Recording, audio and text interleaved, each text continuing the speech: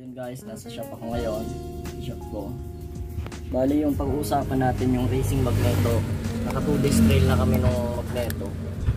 Bali, napansin ko sa magneto, yung power niya, malakas talaga yung power niya. Problema niya sa clutching ang problema. Parang yung CR ko, CR125. Ito siya yung CR ko. CR125. Parang racing bike na siya, na production na racing talaga. Kasi iba yung trail bike sa production bike na racing bike. Pagkakaiba nila, medyo maliit yung magneto ng racing bike, maliit kumpara dun sa trail bike tulad ng WR, CRF.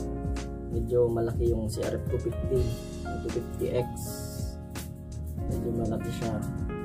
Yung mga racing, maliliit yung magneto. So nangyayari sa trail, pwede naman siya gamitin yung mga maliliit, kaso sa clutching mahirapan kayo. Pero para sa akin okay naman yung racing magneto, kasi yung ang good sa kanya, high performance power nung sa first gear, second gear, third gear. Kaso ang problema doon, pagkakaiba nun sa malaking magneto, kahit quinta pwede mo magamit. Sa racing magneto hanggang third gear lang, pero yung power nandun na yung power niya. Tapos sa uphill, okay yung racing magneto, walang problema sa uphill kasi subukan ko na. First gear, second gear, hindi na naka third gear, pero okay na, goods na sa uphill.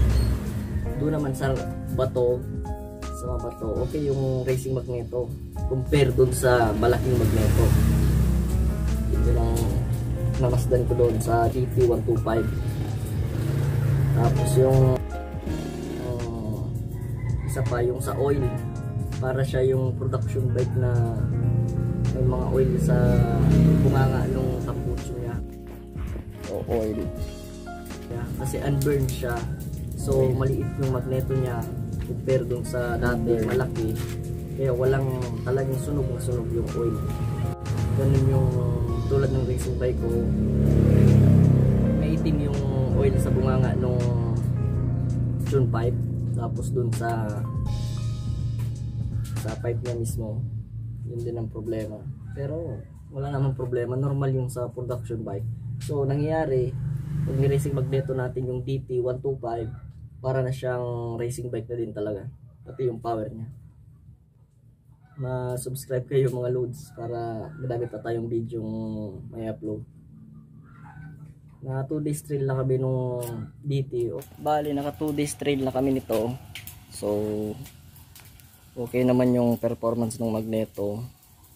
Pang dalawang trail na to namin, Saturday at Sunday. Kasi tinesting ko talaga yung magneto niya. Okay naman sa uphill, wala namang problema. Okay naman, wala naman ako nahalata. Nahalata ko lang yung oil niya. Tapos yung pala dun pala sa langis sa bunganga, huwag kayong matakot kasi sa tuti lang yun. Kasi ang 2-stroke, wala naman yan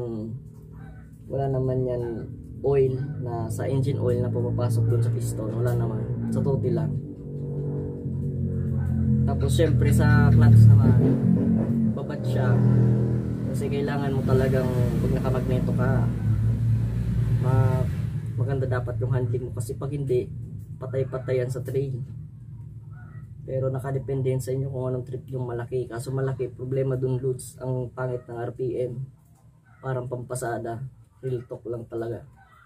Kailangan natin mag-change oil. Siguro mga 20 hours or 15 hours to 10, pwede natin i-change oil yung makina natin, kasi para na siya talagang production power niya.